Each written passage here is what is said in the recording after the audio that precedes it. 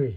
Thank you for this nature's beauty. Thank you for watching my video. This is a very good exercise, by the way. When the snows are soft like this, that's the best time to shovel the snow. I'm doing it because literally for fun.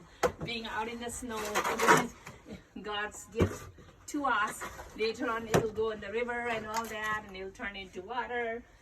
So it happens only, what, 3 or 4 times in a year, and I would love to do my yoga and meditation out in the snow, getting my little fresh breath of air, and just for fun. In a second, I will be doing Namaskar Pranayama. That's my favorite pranayama. Namaskar Pranayama is favorite for me. That helps me with my total body, especially all my cells and tissues get a fresh air. So I come out here every day.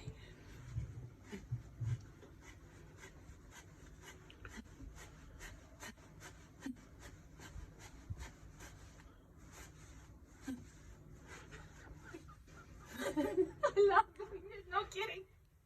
I love snow, not all the time like Michigan, but a couple of times a year. This is fun. This is so much fun. Thank you for watching my video. Do some sort of exercise every day for your physical health, mental health, happiness, peace, prosperity all over you. Thank you for watching.